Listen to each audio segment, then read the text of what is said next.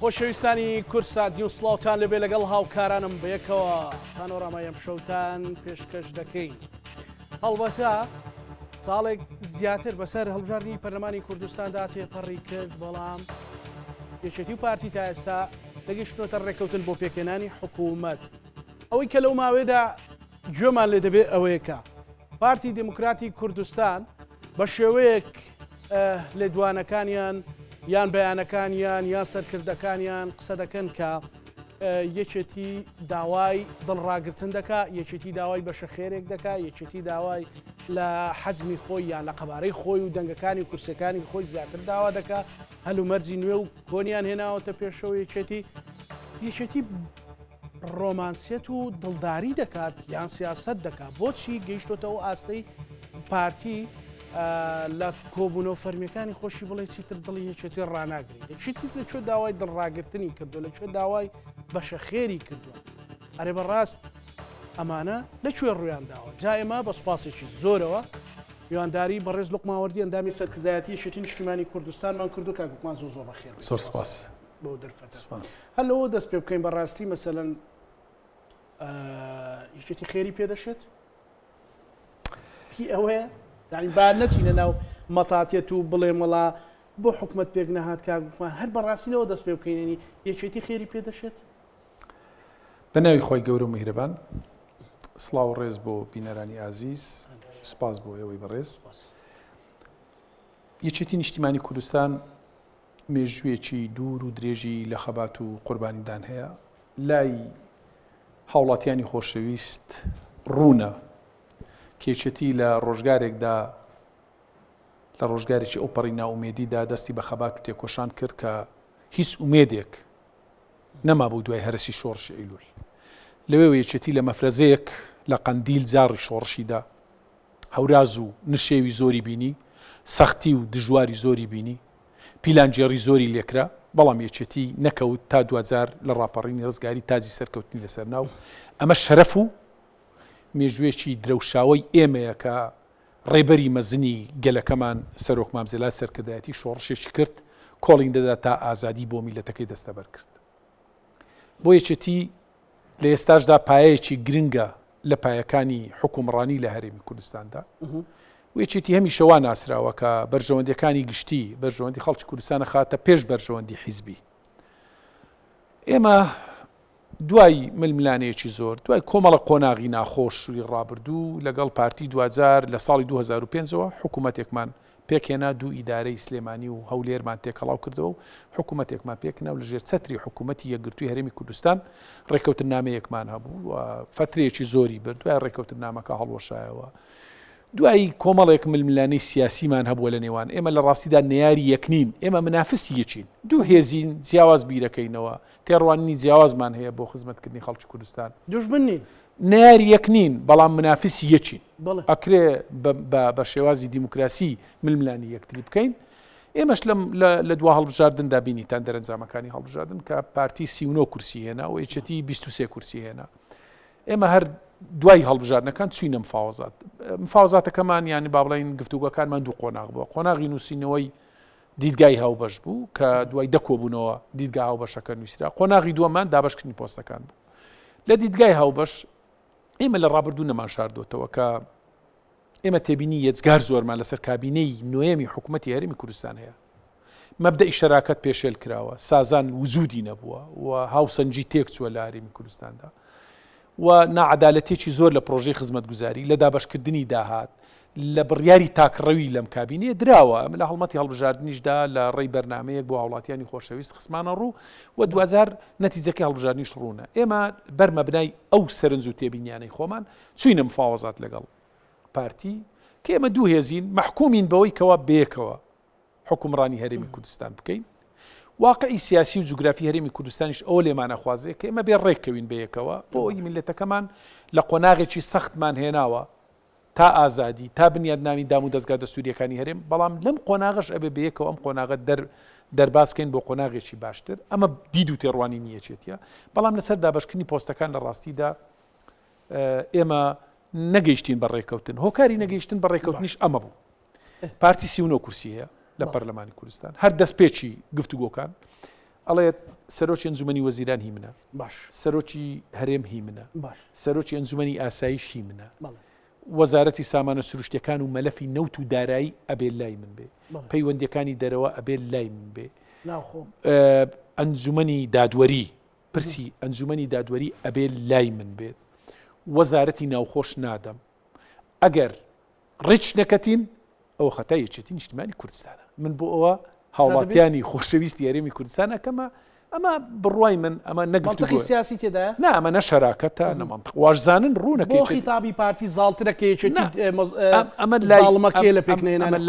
ئەمە لای پارتیش ڕوونە کە یەکێتی نیشتیمانی کوردستان هەرگیز نە ئەمە قبوڵەکە نە ئەسێتە ژێرباری ڕێککەوتنیشی لەم شێوەیە. بۆ ئێمە درێژەمان بە گفتوگۆکاندا تا پێش هەڵبژاردننی عراقی خات لەوێ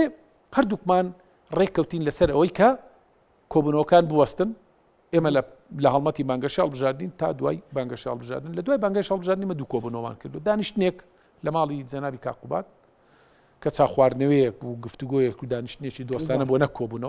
کۆبنەوە دوازاریش بینیمان کە وەفدی شاندی دانوستانکاری ئێمە سەردانی پیرمامی کرد. لە ڕاستیدا ئێمە گوێبیستی هەندێک لێدوانی غەریبە بین لە برادرانی سەرکردەکان. یەکێک لەو لێدوانانە ئەڵێ یەکێتی ئومێدی لەسەر شکاندنی ئێمە هەڵچنی بووە لە پەرلەمانی عراقی بۆیە نەهاتە ژێرباری ڕێککەوتن. لە ڕاستیدا ئێمە خوێندنەوەیکی واقع بینانەمان بۆ هەرێمی کوردستان هەیە. ئێمە خواستی یەکێتی حەزی یەکێتی ئەوەیە کۆی کورسیەکان بەوە، بەڵام واقع شتێکی ترمان پێڵێ پارتیش هێزێکە خاوەن سەنگ و قورسایی خۆیەتی هێزەکانی تریشن. بۆیە بڕوان ناکەم نەیەکێتی نیشتیمانی کوردستان قەت لە خەیاڵدانی ئەمە هەبێ لەسەر ئەمە گفتوگۆیەک پەک بخا، بۆیە ئەمە تۆمەتێکی زۆر بێ بنەما و ناڕەوە و منطقیش نییە. ئەوەی دووەمیش وەکو باسەکەی ئەوی دڵڕاگرتنەکەی تۆ پێڵێ ئێمە پێویستمان بە دڵڕاگرتن نییە، ئێمە خاوەن ماڵین، ئێمە خاوەن ماڵین و ئێمە پایەکی گرنگین لە پایەکانی حکومڕانی و واقعی سیاسی و جوگرافی هەرێمی کوردستان پێمانەڵێ هیچ حکوومەتێک بەبێ یەکێتی نیشتیمانی کوردستان هیچ کابینەیەک سەرکەوتو نابێ بەڵگەشمان بەوە لە دوو کابینەی ڕابردوو، لە کابینەی هەشت و کابینەی نۆش پارتی هەوڵیدا بەبێ یەکێتی بە ئیتیلاف و ئیتفاق لەگەڵ بزوتنەوەی گۆڕان کابینەکە پێک بێنێ، بەڵام دەرکەوت دوایی بەبێ یەکێتی نیشتیمانی کوردستان کابینە سەرکەوتو نابێ، هەر وەک چۆن ئێمە پێشمان وایە بەبێ پارتیش سەرکردی باڵای حزبن ینی لە هیچ کۆبوونەوەی یەکێتی داوای ئەوەی کردو بڵێ با بە کورسینە بێ بەس نفوزی سیاسی بێ یان بەدڵ ڕاگەن ئێمە دوو هێزین تا پارتی دڵی بە هیچ شێوەیەک یەکێتی ئەسڵەن بیری لەوە نەکردوێتەوە و ئێمە دوو هێزین براوی هەڵبژاردنین هێزەکانی تر زوو خۆیان یەکلا کردەوە کە بەشداری ناکەن لە حکوومەت، ئێمە و پارتی ماینەوە کە گفتوگۆ بکەین، ئێمە لەگەڵ ئەوەی نە کە بین بە پێی خاڵبەندی تەنانەت بین پۆستەکان دابشکەین. ئێ خۆ پارتی دوو بەرابەری یەکێتی نیشتیمانی کوردستان کورسی نینە، هەگەر خاڵبەندی وەرگری سەرۆکی ئەنجومەنی وەزیران و سەرۆکی هەرێم چەند خاڵ ئەبالەوە. بۆیە بەڕای من یانی ئەوەی کە بە جۆرێک لە جۆرەکان ئەو خۆتزیینەوەی کە پارتی ئەیکا لە ڕێککەوتن نامی پێکنهێنانی حکوومەت هۆکارەکە ئەوەی کە خۆی سوودمەندە لە پێکنهێنانی حکوومەت، چونکە ئێستا کۆی جومگە هەستیارەکانی حکومڕانی لە هەرێمی کوردستان لە دەست خۆیانە، خەزێنەی حکوومەت یەک خەزێنە نییە، پرۆژەی خزمەتگوزاری جیاوازی زۆری پێەکرێ. بۆیە ئێمە لەگەڵ مەبدەئێکین ئەو سێ دروشمەی پارتی کە بۆ هەڵبژاردننی پەرلەمانی عراق هەڵی گرتووە، سازان، تەوافق، شەراکەت. بەس ئەو سێ دروشمە لە هەرێمی کوردستان جێبەجێ بکە، کوردەواری گوتنی گورگ و مەڕ پێکەوە ئاوەخواتەوە هیچ مشکیلەمان نامێنێ و بێکەوە ڕەنگە هەموو هێزە سیاسەکان لە دەوریەک مێسکۆ بنەوە. بۆیە مشکلەکە ئەوی ئەو لەگەڵ دروشمەکانی خۆی لە هەرێمی کوردستاندا ڕازگۆ نییە.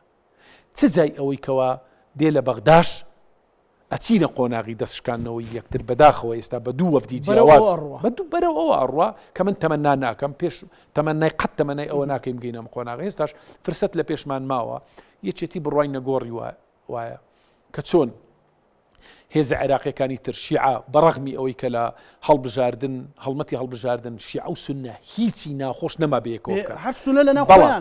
خۆیان بەڵام یەک ڕۆژ دوای دەرەنجامەکانی هەڵبژاردن شیعە چوارچێوەی هەمانجی پێکەنە، سونە ئەنجومەنی باڵای سیاسیان بۆ خۆیان پێکەنە و لە دەوری یەک کۆبوونەوە خەریکن ساغە بنەوە لەسەر کاندیدی سەرۆکی پەرلەمان. ئێمە ماڵەکەی کوردمان نەک چوارچێوەمان بۆ ڕێک نەخستەوە، خەریکە دەرگا و پەنجەرە و سەقفەکەشی لا زۆر خەتەرناکە. بۆ ئێستا بینیەکی پارتی بۆ شێوەی ئاڵۆزێ زا من دێمە سەرەوەش بەڵێ قەت ئێمە خوازیاری ئەوە نەبووین ئێمە کاتێکە بۆ جاری دووەم 2000 چوینە وەفتی ئێمە چوە کۆبوونەوەی لە پیرمام ئێمە لە ڕاستیدا چاوەڕوان نەکراو بوو لای ئێمە کاتێکە برادرانی پارتیاڵن دیسان ئێمە جارێکی تر لە خاڵی سفرەوە دەست بە بکەینەوە بۆ گفتوگۆکردن کە ئەمە بە دروست نازانین بۆیە کۆبوونەوەکە تەسەوڕەکەم 20 دقەیەکی خایاند و کۆتایی پێات و ئێستا هیچ پەیوەندیەک و هیچ وادەیەک بۆ کۆبوونەوەی ئایندە لە نێوان یەکێتی و پارتیدا نییە کە ئێمە وەک یەکێتی ئەمە بە هەڵە ئەزانین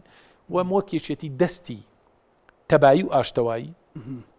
و ڕێکەوتنمان درێژە و پێمان وایە میلەتەکەمان شایستەی حکومڕانیەکی باشترە پێمان وایە میلەتەکەمان هیلاک و ماندوو بووە بەدەست قەیرانی داراییەوە کە ئێستا ئێمە گفتوگۆ ئەەکەین بە هەموو ئەگەرێکەوە ئەو ساڵ 2 موسەی فەرمانبەرانی هەرێمی کوردستان ئەفەوتێ ئێمە ئەبێ ینی بیر لەوە بکەینەوە ژیانێکی شایستەتر بۆ خەڵکی کوردستان دەستە بەرکەین بیر لەوەکەین کە ئەچینە بەغدا کێشەکانمان یەکە مافە دەستوریەکانمان کێشە داراییەکانمان کێشەی خاکمان کێشەی کەرکووک و ناوچە دابڕێنراوەکان ئێمە بێ یەک بین ئەگەر یەک نەبین بێگومان دژمنەکانمان نەیارەکانمان زیاتر زەفەرمان پێبن دۆستەکانیشمان زیاتر لێمان دوورەکەونەوە ئەمە خواست و داوای یەکێتیە بەڵام خواست و داوای یەکێتی بە تەنها کافی نییە ئێمە پێمان وایە لە بەغدا بە دیاری کراوی چوارچێوەیەک مێزێک دروست بکەین هەموو هێزە سیاسیەکان لە دەور و کۆبنەوە باش ئێمە ڕازین بابین شەراکەت بە هێزە براوەکانی تریش بکەین لە هەرێمی کوردستان ئەوە کۆمەڵ یەکگرتووی ئیسلامی کورسی هێناوە نەوەی نوێ هێناویەتی هەڵوێست هێناویەتی کۆمەڵی دادگەری هێناویەتی ئەوانش ڕەنگە خواستیانە بێ بەشداری بکەن لە حکوومەتی عراقی دەگە لە هەرێمیش ئۆپۆزیسیۆن بن فەرموو ئێمە ڕازین با وەزارەتیان بدەینێ بازێگری سەرۆکی پەرلەمان بدەینێ یەکگرتووی ئیسلامی بزانم پارتی دموکرات کوردستان ڕازیە بی نەخێر ڕازی نابی مشکلەوەن نەک لە هەرێم شەڕی پۆستەکەن ئەوان لە بەغدا شەڕی پۆستەکەن بەڵام ئێستا کاک ئێمە شەڕی داوا و ئێمە ئەمانەوێ شەڕی داوا و داخوازیەکانی خەڵکی کوردستان تێپەڕاندنی ئەم قۆناغە سەختە بخینەش پێش شەڕی پۆست و مەسلحەتی حیزب بەڵام وا دەردەکەوێت ئەوەی لە لێدوانەکانی پارتی کە یەکێتی شەڕی پۆست دەکا ئێوە هەموو شتێکتان لە وەزارەتی ناوخۆدا سەڵ کردوتەوە یان بە مەبەست ئێوەیان بردوتە ئەو گۆشەیە کە پێتان وابێ حکوومەت تەنها بریتە لە وەزارەتی ناوخۆ تا ئێستا بڕوا ناکەم هەر هیچ کام لە ئەندامانی شاندی دانوستان کار و هیچ سەرکردەیەکی یەکێتیش لێدوانێکمان دابێ وتی بریتمان ئێمە یا وەزارەتی ناوخۆمانەوێ یا بەشداری ناکەین چونکە هەموو شتێک لە وەزارەتی ناوخۆ نابەستینەوە ئێمە پێمان وایە دەبی هاوبەش بین بەیەکەوە پێمان وایە دەبی شەریک بین پێکەوە پێمان وایە ئەبێ لە دەستکەوتەکان و لە گرفتەکانیش خۆمان بەبەرپرس بزانین ئەگەر حکوومەتی هەرێمی کوردستان دەستکەوتێکی هەبێ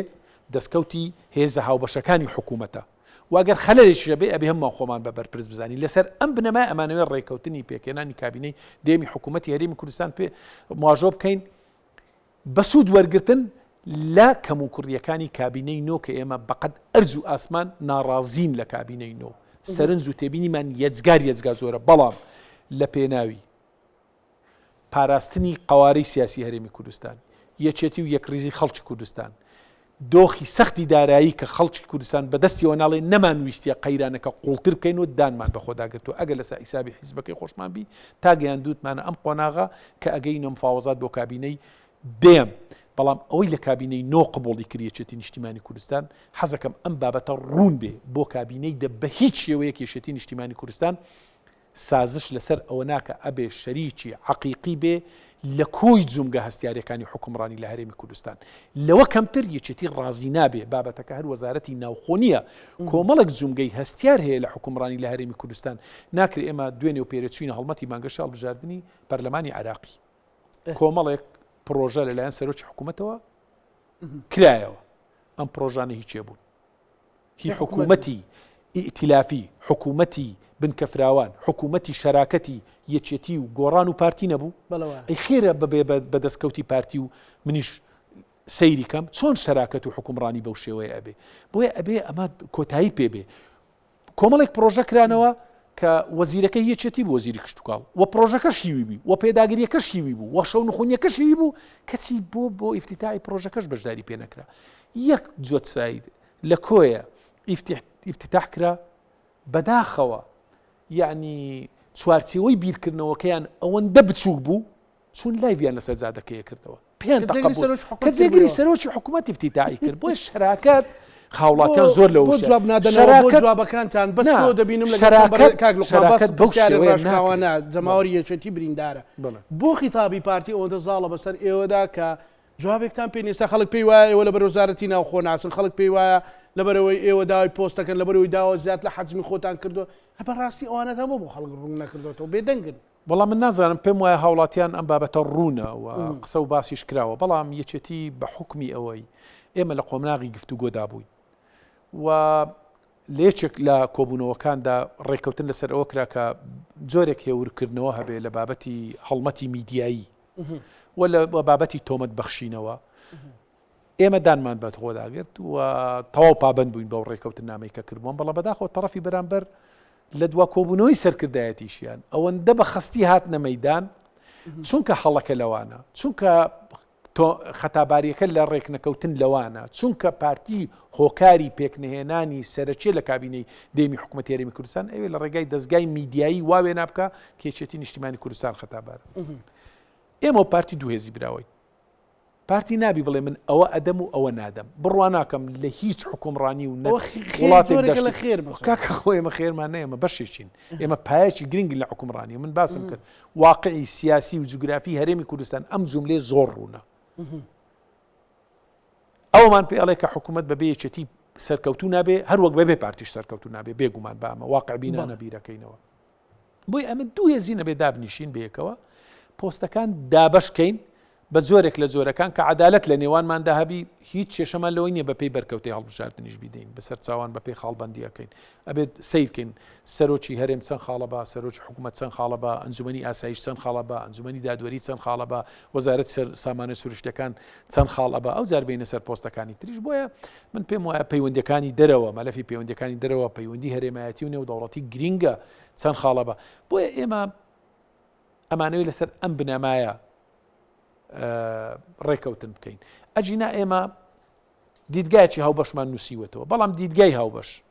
بەبێ بوونی پۆست بەبێ شەراکەتی یەکێتی لە جومگە هەستیاریەکانی حکومڕانیدا قیمەتی 1 فلوسی نییە دیدگای هاوبەش وەرزگە لە وەڕقەیەک زیاتر نییە چونکە ئێمە لە بیرشمان نەچێ ئێمە ئەزمونمان هەیە لە کابینەی نۆ ئێمە باشترین کارنامەمان بۆ کابینەی نۆی حکوومەتی هەرێمی کوردستان نووسیەوە ڕێککەوتین حکوومەتێکی سەرتاسەری بێ حکوومەتێکی یەکگرتوو بێ پرۆژەی خزمەتگوزاری بە یەکسانی دابەش بکرێ داهات لە یەک سندوق بێ بەڵام لە مەیدانی عەمەلدا بینیمان خۆ هاوڵاتیان خۆیان شاهیدی ئەوەنە کە پێچەوانەی ئەو کارنامەیە با بڵێن حکوومەتی هەرێمی کوردستان ئیشەکانی جێبەجێ کرد بۆیە ئێمە تەمەنای ئەوە ئەکەین ئێستاش فرسەتمان لە پێشماوە ئەو هەرێمەی کە ئێمە 34 ساڵە لەسەر خەبات و خوێن بنیادنراوە بەداخەوە تا ئێستا خاوەنی دەستورێک نین زیاتر لە 14 ساڵە ڕەشنووسی دەستوری هەرێمی کوردستان لەسەر ڕەفەی بەشی یاسایی پەرلەمانی کوردستان کەوتووە لەسەر چی لەسەر ئینادی و کە لە ڕقینیان توانین بینە خاوەنی دەستوری هەرێمی کوردستان کە لە حاڵەتێکدا عراق مافی دەستوری بە هەرێمی کوردستان داوە بۆیە ئێمە لە زیاتی ئەوەی تەنازول بۆ نایارەکانمان بکەین تەنازول بۆ خۆمان بکەین بۆ خۆمان ئەگەر سازش بکەین ئەمە بە تەنازول نابێ بە گەورەیە بێ ئێمە تا ئێستا وامان هێناوە بەڵام بێگومان ئەگەر تەڕەفی بەرامبەر وابیر نەکاتەوە ئێمەش مولزەمین لەسەر بنەمای تەنازولاتی یەکێتی نیشتیمانی کوردستان بێ قەتعا ئەوە قبوڵکراو نییە ئێمە ئەمانەوەی شەراکەتێکی حەقیقی بێ بەڕێز کاک لوقمان ئێوە ئەو وەکو یەکێتی ئەوتان پێگەیشتووە ئەگەر ئەو جارە بەو شێوەیە بچنە ناو حکوومەتەوە زەربەیەکی گەوری جەماوەریتان بەردەکەوێت ئەزانی ئێمە تاکو ئێستا خەڵک باسیەوە ناکە قوارەی هەرێمی کوردستان لە ئەنگلەکان تا چکە زۆر چاوەڕێیان کردن زۆر بازییاندا خۆ دەبێ مەسەلەن تۆ هەموو جارێ باز لەسەر من دەیگەر زۆر برابین خۆ من دەبێت جارێک باز لەسەر بدەم ئەگەر قەرارە باز بدەین ئێمە باجی یەکریزیمان زۆر داوە بەڵام ناومان لە نێوە بازدان ناومان ناوە لە پێناوی پاراستنی ئەزمموی هەرێمی کوردستان هەرچەنە لە ئەزممون نەماوە 34 ساڵە قوارەی سیاسی هەرێمی کوردستان ناولێنێ هیچ خەتەری لەسەر نیە بڕوان پێ بکە گەورەترین خەتەر لەسەر قوارەی سیاسی هەرێمی کوردستان هەرێم خۆیەتی ئەگەر ئێمە خۆمان تەباو یەکریز بین چێ دێ غەدرمان لێەکات دۆستەکانمان هەموو ڕۆژی ئامۆژگاریمانە کاکە حکوومەت پێک بێنن ڕێککەون بێکەوەن بەڵام ئەم حکوومەتە بەم شێوەیە پێک نایە و بڕواش ناکەم هیچ دوو هێزی سیاسی کە براوی هەڵبژاردنن بڵێ کاکە ئەمە پێش هەڵبژاردن ئێمە قسەیەکەکەم و دوای هەڵبژاردنیش قسەیەکەکەم ینی بەڕاستی ئەمەش داهێنانێک بوو بەلای ئێمە حاڵەتێکی غەریب بوو لە بەتایبەت لە فەنی مفاوەزات و گفتوگۆ لە نێوانماندا بۆیە لە دیدی ئێمە پێش هەڵبژاردن و دوای هەڵبژاردن و دوای دە هەڵبژاردننی تریش مەسافەکە مەساعەکە ساعی گفتوگۆ 1 ساعە و هیچ لە دۆخەکە ناگۆڕێ من تەمەنای ئەوە ئەەکەم یەکێتی و پارتی دوو هێزی نیشتیمانین قوربانی زۆرمان داوە قۆناغی سەختمان زۆر تێپەڕاندووە ئەم قۆناغەشە بێ بەیەکەوە تێپەڕینین و خۆمان بێین تەنازول بۆ خۆمان بکەین خۆمان سازان بۆ خۆمان بکەین بەڵام سازان نابێ هێزێک بیەوێ ئیرادەی خۆی بەسەر هێزێکی تردا فەرز بکە ئێمە فەرزکردنی ئیرادەمان قبول نییە شەراکەتمان قبوڵە هاوسەنجیمان قبوڵە بەیەکەوە دێین مەسئولیەت و بەرپرسیارەتی ئەم هەرێمە هەڵەگرین ئەگەر هەر نەهات هیچ بژاردەیەک هەیە بەڕای لە دیدی یەکێتی بژاردەی یەکەم و کۆتایی ڕێکەوتنە باش پرسێکی تر هەیە ئەمڕۆژ دامەزراوەیەک بەیانێکی لەسەر دەرکرد بە مەترسی زانی ترسێک هەیە لەگەڵ ئەو پەڕی ڕێزم مەسەلەن کە پارتی دەیەوێ لەگەڵ لایەنەکانی دەکەن لەگەڵ وانە نیسابی دانیشتنی پەرلەمانی کوردستان تەواوکە و بێوێ حکوومەتیش تەشکیلکا بۆ شایەک بۆ یەکێتی بەجێ بڵێ فەرمۆگەردی ئەوەیە و گەرنای هەر ئەوەیە باس لە کڕینی ئیرادەی پەرلەمانتارە کرێ ئێوەش هەستان بۆ کردویان بۆنی ئەوەتان کردووە کە پەرلەمانتاری لایەنەکە بێ کڕین و فرۆشی پێ بکرێ لەگەڵ ڕێزم بۆ من ڕاستیەکەت بڵێم معلومەم لەسەرەوە نییە و قەت بەحکمی خۆشم لە خولی ڕابردوو پەرلەمانتار بوومە پەرلەمانتار نوێنەری خەڵکە ئەمانەتی دەنجی خەڵکی لەسەر شانە ئەمە بابەتێکی ئەخلاقیە بۆیە نابێ بەڕای من بە خەیاڵیش بیر لە کڕینی پەرلەمانتار بکرێتەوە بۆ بابەتی پێکێنانی زۆرینە هەر هێزێک ئەمە بکات من پێم وایە ئەمە خەتەر ینی کارێکی زۆر خەتەر ناکە بەڕاستی خیانەتێکی گەورەیە لەگەڵ دامەزراوەیەکی نیشتیمانی گەورە کە ناوی دامەزراوی پەرلەمانی کوردستانە و نوێنەرایەتی خەڵکی کوردستانەکە لە ڕووی قانونیەوە بەڵێ پارتیە توانێت 51 کورسی کۆ بکاتەوە و حکوومەت پێک بێن ینی سەرۆکایەتی پەرلەمان هەڵبژێرێ لە ڕووی قانونیەوە بەڵام لە ڕووی واقعیەوە من پێم وایە ئەوانیش ئەو حقەتە باشتێ ئەگەن کە حکوومەتێک بەبێ یەکێتی نیشتیمانی کوردستان سەرکەوتو نابێ من پێشتر نامەوێ بێمە سەری ئەمە ئەزمون کراوە سەرکەوتو نەبووە بۆیە قەت تەمەنا ئەەکەم کە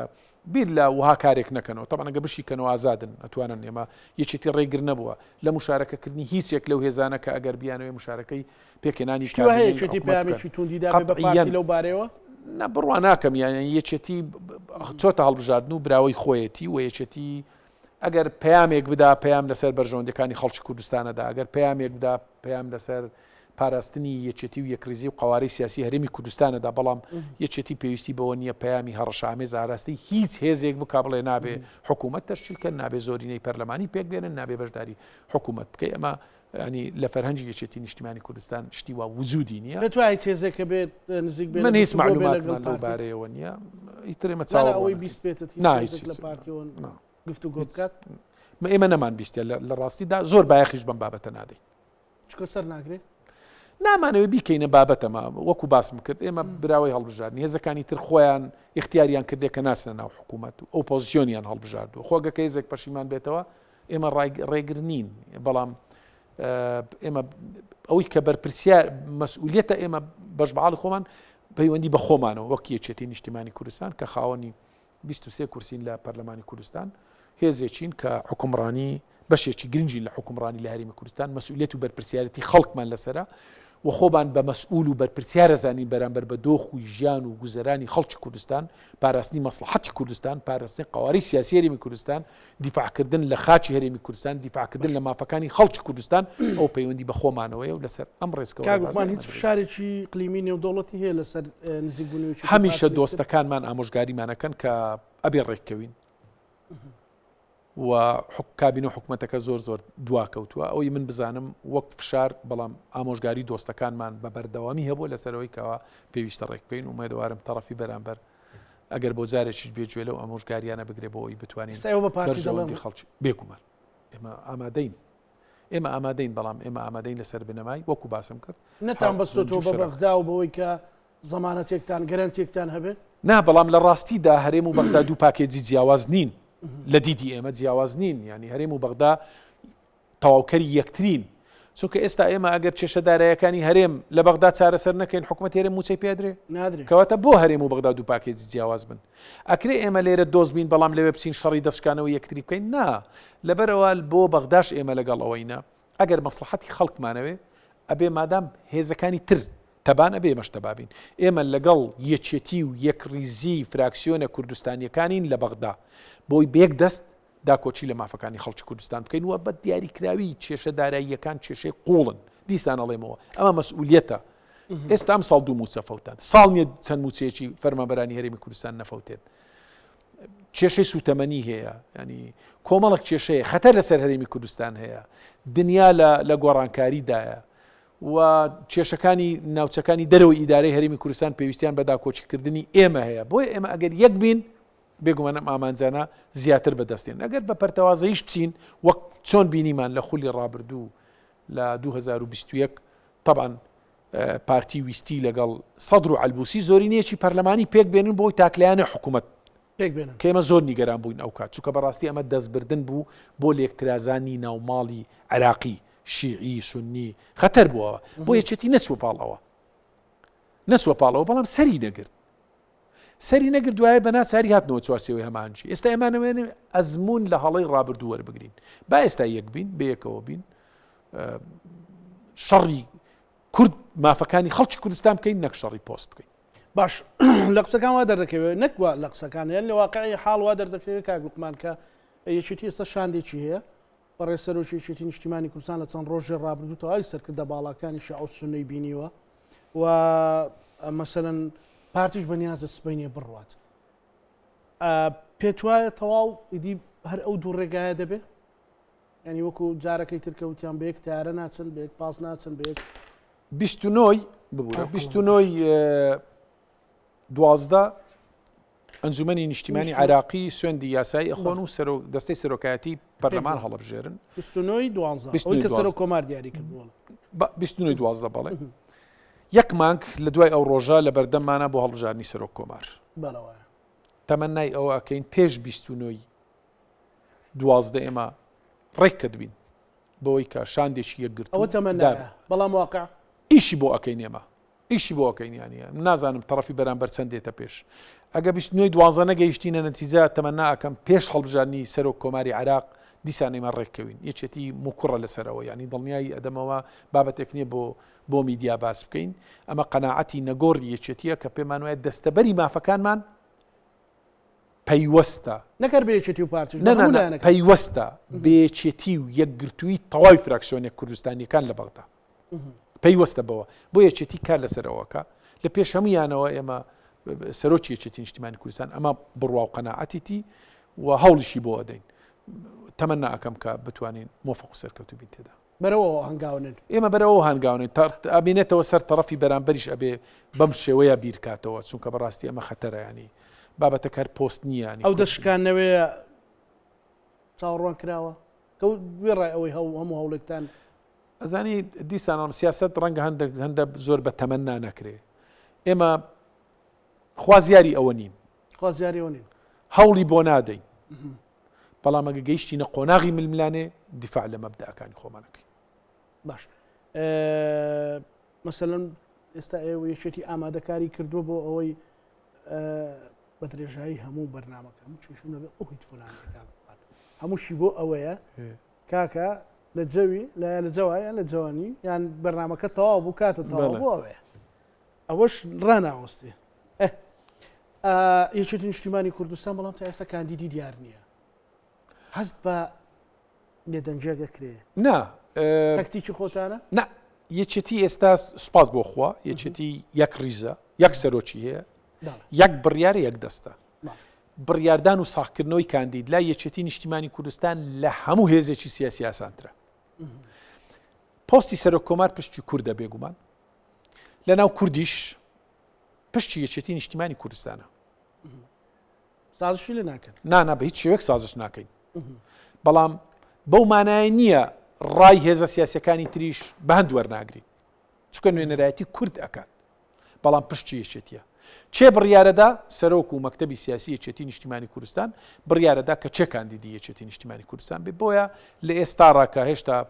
ئەنجومەنی نوێنەرانی عێراق سوێندی یاساییان نەخواردووە و پەرلەمان تەفعیل نەبووە و هێشتا ئێمە فترە زەمەنیەکی زۆرمان لە پێشماوە بۆی بواری ئەوە ماوەکە یەکێتی لە کات و ساتی خۆیدا کاندیدی خۆی بۆ پۆستی سەرۆکۆمار دیارە یەکێتی لە عراق لە ناو هێزە شیعە و سونەکان پەیوەندیەکانتان چۆنە؟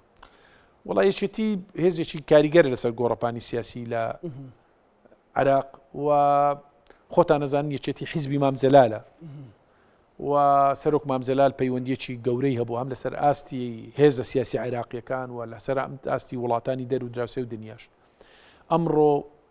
سەرۆک بافەڵ کە ڕێبەرایەتی یەکێتی نیشتیمانی کوردستانەکە میراتگری ئەو سەروەتە معنەویە گەورەی مامزەلالە کە بۆمان ماوەتەوە ژەپێدەری هەمان نەهج و ڕێبازی سەرۆک مامزەلالین لەسەر ئاستی عێراق. بڕوامان وایە کە دەستوری عێراق زامنی دەستەبەرکردنی مافەکانی هەموو پێکاتەکانی عێراقە بە کورد و عەرەب و هەموو پێکاتەکانی تر. پێمان وایە ئێمە لە نووسینەوەی دەستوری عێراق مافەکانی خەڵکی کوردستانمان زێجی کرد ئێستا کاتیەوەی شەڕی جێبەجێکردنی مافەکانی خەڵکی کوردستان بکەین. بۆیە یەکێتی هەمیشە پەیوەندیەکی بەهێزی هەبووە بیریشمان نەچێ ئەو ڕێکەوتنی کە 2000 موچەی پێهات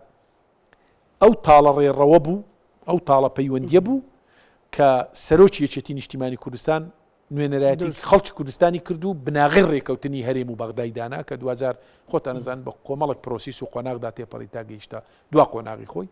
بۆ یەکێتی هێزێکی کاریگەرەوە پەیوەندیێکی باشیشی هەیە لەگەڵ هێز عێراقیەکان و هێز عێراقیەکانیش لە ئەهەمیەتی یەکێتی نیشتیمانی کوردستان باش تێگەیشتون. لا هیچ سەر هیچ بەرەیەک یەکێتی ساغ بۆ تۆ یان لەسەر بەرەیەکی عێراقی نیشتیمانیە؟ یەکێتی لەسەر بەرەی داکۆچیکردن لە مافەکانی خەڵکی کوردستان ساغ بۆتەوە ئەو بەرەیەش قەت چۆڵ ناکە. پەیوەندی بە هیچ لایەکەونی لایەکی ئیقلیمی کە زۆر جار تۆمەتبار دەکرێن یان نابە بەعکسەوە یەکێتی پەیوەندیەکی زۆر دۆستانی لەگەڵ هێزە ئیقلیمیەکان و هێزە هەرێمەتیەکان هەیە لەسەر بنەمای پاراستنی بەرژەوەندی هەردوو لاماندا هیچ گرفتێکمان لەگەڵ وڵاتی دەرو ئەولەویاتی یەکێتی بۆ داهات و دوای ئەو ململانیانە بەدەستێنانی پۆستی سەرۆک کۆماریان هەر پۆستێکی دیکەی وەزاری کەلانگری داکۆچیکاری مافەکانی خەڵکی کوردستانە چی دەبێت کاک مستەفا؟ وەڵام ئەمە نادەکەن یان خوازیارن کە هێزولانێک سیاسەکانی کرد لە چیدا دەستبار بن لەگەڵ ئەولەویەتی یەکێتی نیشتیمانی کوردستان شەڕی دەستەبەرکردنی مافەکانی خەڵکی کوردستانە لە سەروی هەمویانەوە پرسی دارایی پرسی موچەی موچەخۆران و بابەتی خاک کە پەیوەندی بە کەرکووک و ناوچەکانی دەرەوەی ئیداری هەرێمی کوردستانیە. بۆیەش یەکێتی هەمیشە ئێمە ڕەخنەمان لە پارتی لەسەر ئەم خاڵە بووە کە ئەڵێن پارتی لە کەرکووک یەک ریزی ناوێ، لە مۆسڵ یەک ریزی ناوێ، لە بەغدا یەک ریزی ناوێ، لە هەرێمی شێوێ ئیرادەی خۆی فەرزکە. بۆ نمونە کەرکووک بە درێژایی مێژوی شۆڕشەکانی گەلی کوردستان سازشی لەسەر نەکراوە. پارتی دوو ئەندامی هەیە لە ئەنجومەنی پارێزگای کەرکووک تا ئێستا پەیوەندیان بە ئەنجومەنی پارێزگای کەرکووکەوە نەکردووە. ئامادەنین پشتیوانی لە پارێزگارێکی کوردی کادرێکی دڵسۆزی خاک و خەڵکی کەرکووکی یەکێتی نیشتیمانی کوردستان بکەن. ئەمە لە کوێی دڵسۆزی بۆ خاک و نیشتیمان زێیە بێتەوە.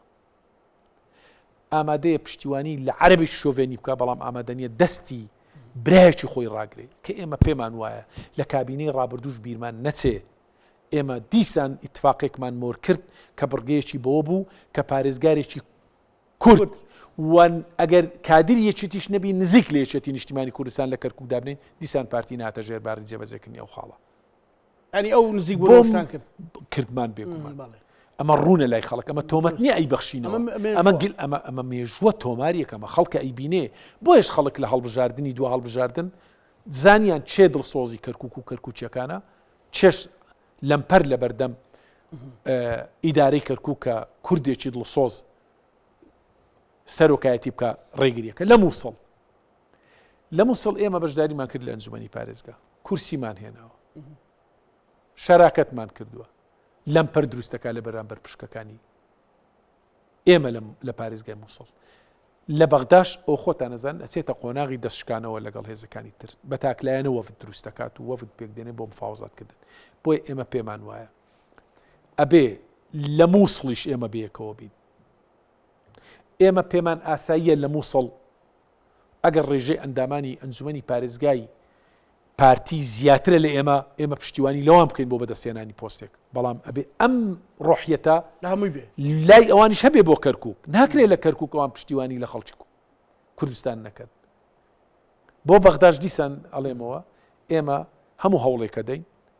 و خەباتی بۆ ئەەکەین بۆ ئەوی ئەو یەکێتی و یەکریزیە دەستە بەرکەین من ئومێدەوارم کە چۆن یەکێتی نیشتیمانی کوردستان بیر ئەکاتەوە پارتیش بەو نەفەسە بیر بکاتەوە بڕوان پێ بکە ئێمە کێشەمان نابێ و گرفتمان نابێ بەڵام ناکرێت ئێمە لە هەرێم بین ڕێکەوتن بکەین حکومەتێک پێک بینین بەڵام لە کەرکووک و لە مووسڵ و لە بەغدا لە هەرێم یار بین و لەوێ نەیار بین ئەمن پێم ئەگەر هەبێ بێ لە هەرێم هەبێ لە ڕاستیدا لە هەرێمیش دروست نییە بێت چونکە بەڕاستی خەڵکی لاک و ماندوو بووە خەڵک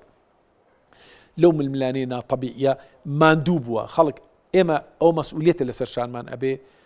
حکومڕانیەکی شایستەتر ژیانێکی شایستەتر بۆ خەڵکی کوردستان دەستە بەوە تێپەڕیوە ینی خەڵک چاوەڕوان بکە کاک لوقمان ینی مەسەلەن خەڵک داوای معاش خۆیەکەوەتە معاش معاش مافێکی یاسایی و سادەترین مافی یاسایی و وەزیفی فەرمانبەرانە کابێ حکوومەت 30 ڕۆژجارێک موسێ بۆ دابین بکە ئەمە دەوەی دوانزەیە کە بەرە دوو موچە بە هەموو بارێکە فەوتێ لە موچەی مانجی دەوەی زانیارێت هەبێ گەرنتێکی ئەکرێ لە دوای 120 ملیارەکە موچەی مانجی دەدێ بەڵام بەداخەوە ئەوەی هەواڵەکان وان پێمانڵێن کە دوو موچە فەوتێکەمە مای نیگەرانیمانە هەچەندە بڕیارە سبەینی کۆبنەوەیکە بێ لە ئەنجومەنی وەزیرانی عراقی بەڵام بەخوا ئێمە دیسان تەکی دەکەمەوە ئەگەر ئێمە یەک بێکەوە بین ئەبێ لە بودجەی داهاتووی عراق جێ بۆ بکرێتەوە شەڕ بکەین شەڕی زەمانەتکردنی شایستە دارایەکانی هەرێمی کوردستان بکەین ئەمە گرینگە بۆ ئێمە موکوڕین لەسەر کاک لوقمان بەو شێوە پەرتەوازەیە جا خەلەلەکە لە هەر لایەکەوە بێ پێت وایە لایەنە شیعە و سوننەکە لە داهاتوودا بە زیانی هەرێمی کوردستان تەواوی ناکەن ئەمە شیعە و سوننە حەقی خۆیەتی دیفاع لە خۆی بکە حەقی خۆیەتی هەیمەنەی خۆی زاڵ بکە کوردەگە یەک ڕیز نەبێ ئەبێ گلەی بۆ گلەی لە هێزێکی شیعەیان هێزێکی سوننە بکەین ئەبێ گلەی لە خۆمان بکەین قەڵەمەکەت قەپات کرد بە تەمانی چکەم جواب زۆر سپاس بۆ بەڕێز لوقماوەردی ئەندامی سەرکردایەتی یەکێتی نیشتیمانی کوردستان سپاس بۆ دەرفەتە بەڕێزکار سپاس دەکەم بینەرانی خۆشەویست لەگەڵ هاوکارانم بەیەکەوە پانۆڕامەیەم شۆمان پێشکەشکردنەوە شەمولایەکتان ئەمانەتی خوای گەورە بخواتە